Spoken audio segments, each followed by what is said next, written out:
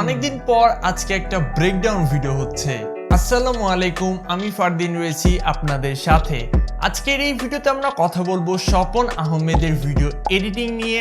আপনারা অনেকেই কমেন্ট করেছেন যে স্বপন আহমেদের উপর আমরা একটা ডেডিকেটেড ভিডিও চাই, সো হিয়ার আই অ্যাম।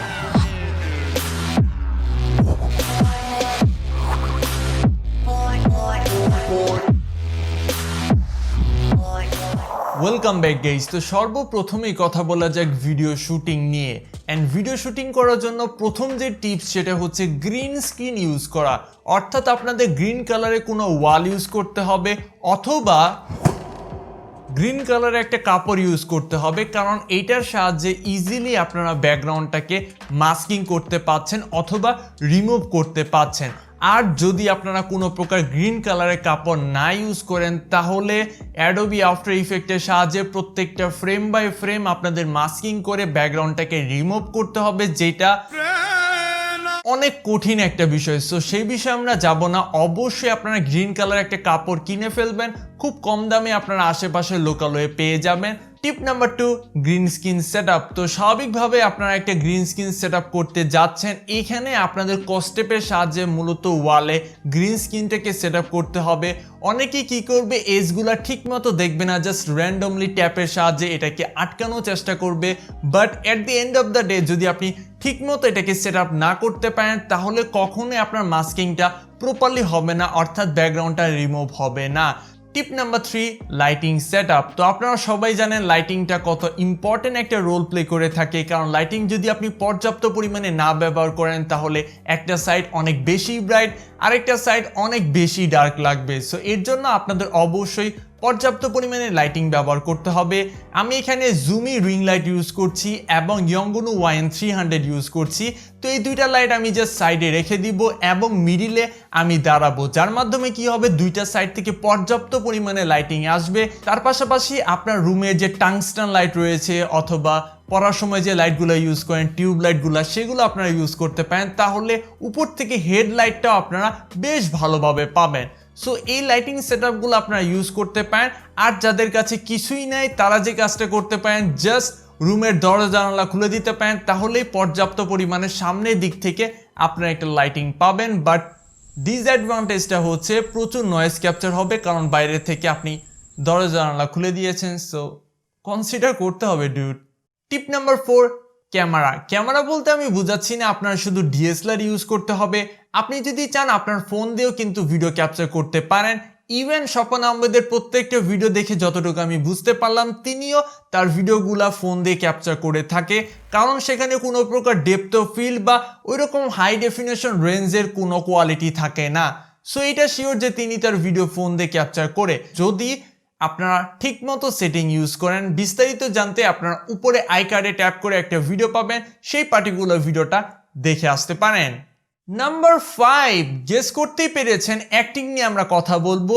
তো আপনি যদি গ্রিন স্ক্রিনের সেটআপও রেডি করেন, ভালো ক্যামেরা ইউজ করেন, কিন্তু সেখানে যদি পর্যাপ্ত পরিমাণে ভালো অ্যাক্টিং না করতে পারেন তাহলে আপনার ওই ফুটেজটা দেখতে খ্যাতি লাগবে। আমি নিজেও অতটা ভালো অ্যাক্টিং করতে পারি না, তবে চেষ্টা করেছি গ্রিন স্ক্রিন দিয়ে যথেষ্ট ভালো আউটপুট দেওয়ার জন্য। সো আপনারা একটা গ্রিন স্ক্রিনের সাহায্যে ভালোভাবে অ্যাক্টিং করে একটা ভিডিও তৈরি করে ফেলুন, বাকি কাজটুকু আমরা পোস্ট প্রোডাকশনে করব।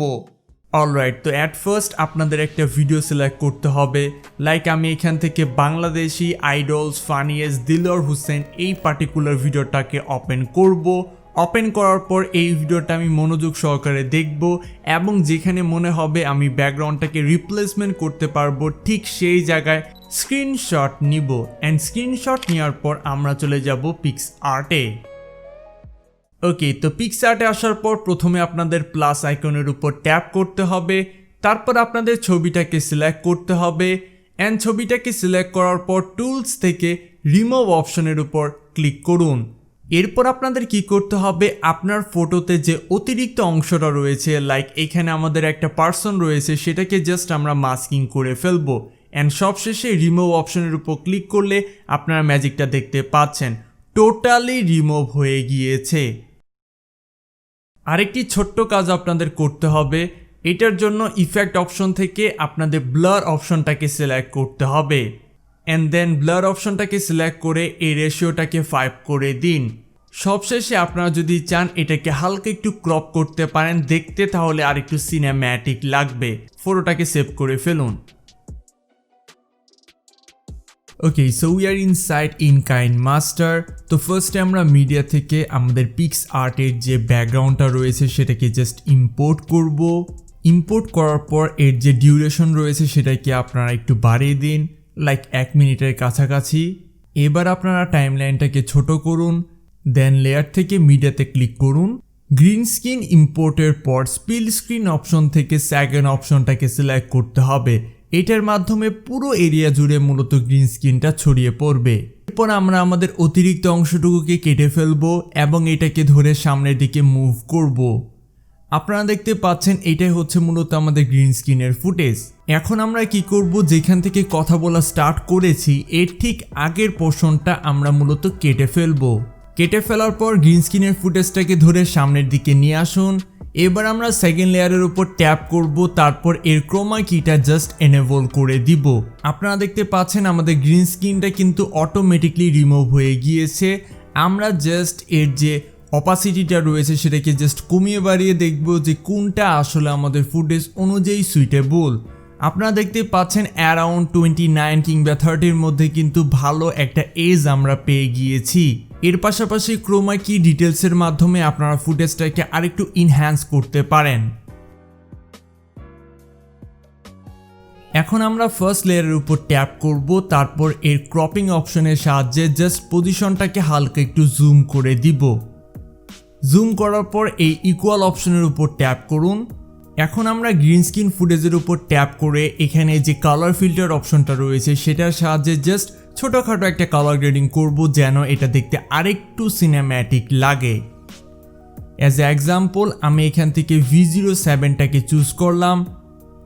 তারপর এর যে কালার অ্যাডজাস্টমেন্টটা রয়েছে সেটার সাহায্যে আমরা ব্রাইটনেস কন্ট্রাস্টটাকে হালকা একটুখানি টুইক করব যেন বলতে পারেন রিয়েলিস্টিক লুক যেন ক্রিয়েট করতে পারে।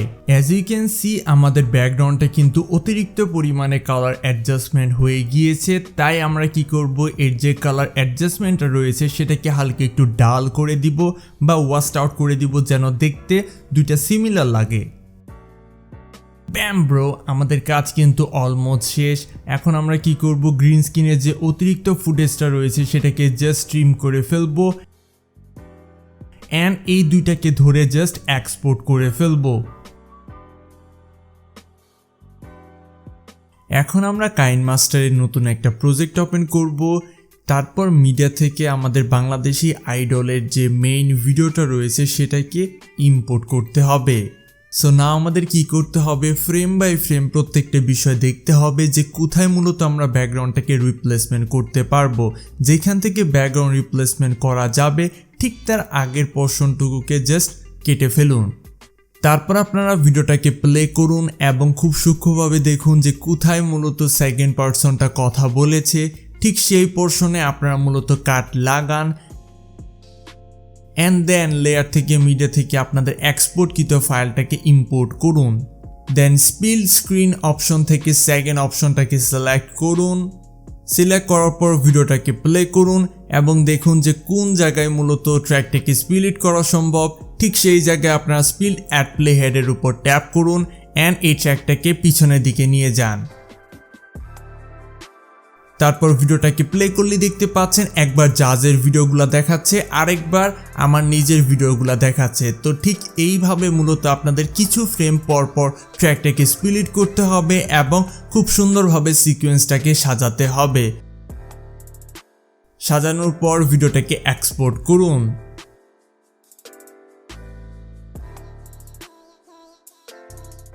তোমার নামটা কি? আমার নাম দেলোয়ার হোসেন। কি করো, গান করো?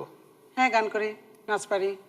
নাচও পারো? তাহলে একটু দেখি আমরা। পূর্ণ প্রাণে প্রাণে শহীদ। थप्पड़ से डर नहीं लगता साहब। পিসি ইউজাররা প্রথমে একটি ভিডিও ওপেন করুন, তারপর সেখান থেকে ব্যাকগ্রাউন্ডের একটা স্ক্রিনশট নিয়ে ফেলুন। স্ক্রিনশট নেওয়ার পর আমাদের চলে আসতে হবে ফটোশপে আসার পর ফাইল থেকে ওপেন থেকে আপনাদের যে ছবিটা রয়েছে সেটাকে সিলেক্ট করুন। তারপরে এটাকে ফুল স্ক্রিন করে দিন। তারপর এখান থেকে 4 নম্বরে কুইক সিলেকশন টুল অপশনটা পাবেন, সেখান থেকে প্লাস অপশনটাকে সিলেক্ট করে এর যে সাইজ রেশিওটা রয়েছে সেটাকে বাড়িয়ে দিবেন লাইক 18। তারপর আপনার ব্যাকগ্রাউন্ডে যে ক্যারেক্টারটা রয়েছে বা অবজেক্টটা রয়েছে সেটাকে সিলেক্ট করুন। রাফলি সিলেক্ট না করে আপনি যদি একটু সূক্ষ্মভাবে কাজটা করেন তাহলে খুবই সুন্দরভাবে আপনারা বডিটাকে সিলেক্ট করতে পারবেন। বডি সিলেকশন হয়ে যাওয়ার পর মাউসের রাইট ক্লিক থেকে ফিল অপশনের উপর ট্যাপ করুন। তারপর এখান থেকে কন্টেন্ট অ্যাওয়ার অপশনের উপর ক্লিক করুন এবং ব্লেন্ডিং অপাসিটি আমার মতো সেটিং দিয়ে জাস্ট ওকে করে দিন। ও ম্যাজিক হ্যাপেন মাই ফ্রেন্ড। তারপরেও কিছু অতিরিক্ত অংশ রয়েছে যেগুলোকে আমরা স্পট হিলিং এর সাহায্যে জাস্ট রাফলি রিমুভ করে ফেলবো। অ্যান্ড সবশেষে ফিল্টার থেকে ব্লার অপশন থেকে আপনাদের গসন ব্লারটাকে চুজ করতে হবে, 2.7 পিক্সেলস দিয়ে জাস্ট ওকে করতে হবে। তারপর আপনারা যদি চান এখানে ক্রপ টুলের সাহায্যে আরেকটু কাস্টমাইজ করতে পারেন। অ্যান্ড সবশেষে ফাইল থেকে সেভ অ্যাজ এর উপর ট্যাপ করে আপনারা একটা নাম দিয়ে জাস্ট সেভ করে ফেলুন।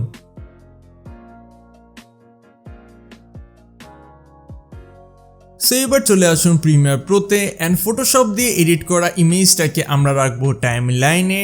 তারপর এর স্কেলটাকে হালকা একটু বাড়িয়ে দিব। আপনি যদি চান পজিশনটাকে হালকা একটু কাস্টমাইজ করতে পারেন, দেখতে আরও ন্যাচারাল লাগবে। তারপর আপনাদের গ্রিন স্ক্রিনের ফুটেজটাকে ইম্পোর্ট করতে হবে অ্যান্ড এখান থেকে ইফেক্ট অপশনের উপর ক্লিক করুন। যদি বাই চান্স ইফেক্ট অপশনটা না দেখায় তাহলে উইন্ডো থেকে ইফেক্ট অপশনটাকে অ্যাড করে ফেলুন। আমার অলরেডি অ্যাড করা রয়েছে, সো আমরা কি করব, প্রিসেটের উপর ট্যাপ করে মাউসের রাইট ক্লিক থেকে ইম্পোর্ট প্রিসেট অপশনের উপর ক্লিক করব। তারপর ডেসক্রিপশন বক্সে দেওয়া গ্রিন স্ক্রিন এ প্রোডাকশন এই প্রিসেটটাকে ডাউনলোড করে ফেলুন এবং এটাকে সিলেক্ট করুন। সিলেক্ট করার পর এটাকে জাস্ট ড্র্যাগ করে আপনাদের ফুটেজের উপর রেখে দিন অ্যান্ড ব্যাস, আপনারা দেখতে পাচ্ছেন অটোমেটিকলি গ্রিন স্ক্রিনটা কিন্তু রিমুভ হয়ে গিয়েছে। আপনারা যদি চান এর শ্যাডো কালারটাকে হালকা একটু টুইক করতে পারেন, কারণ এটা টোটালি ডিপেন্ড করবে আপনার ফুটেজের উপর। আমি জাস্ট রাফলি এটাকে ক্রিয়েট করে রেখেছি যেন আপনারা কাজ করতে আরেকটু সুবিধা পান। এছাড়া আপনারা যদি চান এর ডিরেকশন, ডিস্টেন্স, সফটনেস এগুলোকে হালকা একটু কাস্টমাইজ করতে পারেন। তার পাশাপাশি লুমেট্রি কালার থেকে কন্ট্রাস্ট, হাইলাইট, শ্যাডোস, এক্সপোজার এগুলোকে ইনহ্যান্স করে আপনারা আপনাদের ফুটেজে হালকা একটু ন্যাচারাল লুকও ক্রিয়েট করতে পারেন। So as you can see এটা দেখতে এক কথায় ফ্যাবুলাস লাগছে অ্যান্ড ব্যাকগ্রাউন্ডের সাথে কিন্তু অনেকটাই ম্যাচ করেছে। এন্ড এই সেম টেকনিক অবলম্বন করে প্রজেক্ট থেকে যতগুলো ফুটেজ রয়েছে সকল ফুটেজকে জাস্ট ইম্পোর্ট করতে হবে। ইম্পোর্ট করার পর ইফেক্ট থেকে গ্রিন স্ক্রিন এই প্রোডাকশনটাকে জাস্ট ড্র্যাগ এন্ড ড্রপ করুন অ্যান্ড ব্যাম bro, we are ready to go. এখন আমরা জাস্ট ক্যাপচার ওয়ানটাকে ছোট করে দিব অ্যান্ড এই তিনটাকে ধরে হালকা একটু পিছনের দিকে নিয়ে যাব, কারণ এই জায়গায় আমরা মূলত অ্যাড করব আমাদের স্যাম্পল 1। আপনারা দেখতে পাচ্ছেন এটা হচ্ছে আমাদের বাংলাদেশি আইডলের ভিডিও। সো আমাদের কি করতে হবে, এইখান থেকে ক্যাপচার ওয়ানটাকে ছোট করতে হবে, অল্টের সাহায্যে জাস্ট ডুপ্লিকেট করতে হবে 3টা লেয়ার। 3টা লেয়ার ডুপ্লিকেট করার পর আপনারা দেখতে পাচ্ছেন ঠিক এই জায়গায় তিনি কথাটা বলছেন এবং এই জায়গায় আমরা কি করব, আমাদের ফার্স্ট যে কথাটা রয়েছে সেটাকে জাস্ট আমরা এখানে ড্র্যাগ করব। সো এই সেম টেকনিক অবলম্বন করে আপনাদের মূলত টাইমলাইনটাকে সাজাতে হবে। আর যদি টাইমলাইনটা ঠিকমতো সাজাতে পারেন তাহলে আপনার ফুটেজটা লাগবে খানিকটা এইরকম দেখতে। তোমার নামটা কি? আমার নাম দিলওয়ার হোসেন। কি করো, গান করো? হ্যাঁ গান করি, নাচ পারি। ও, নাচও পারো? তাহলে একটু দেখি আমরা। পূর্ণ প্রাণে প্রাণে শহীদ। थप्पड़ से डर नहीं लगता साहब। And yeah, thank you so much for watching this video. আমি জানি আজকের এই ভিডিওটা আসতে একটু লেট হয়ে গিয়েছে, বাট কি করব, এসএসসির সামনে তো পড়তে হচ্ছে। আর অবশ্যই ভিডিওতে একটা লাইক দিবেন, কারণ এই ভিডিওতে যদি আসে 10,000 লাইক তাহলে আমরা করব এর পার্ট 2 বেইবে। এন্ড যারা চ্যানেলে নতুন তারা সাবস্ক্রাইব করে বেল আইকনটা অন করুন। দেখা হচ্ছে নেক্সট ভিডিওতে। পিস।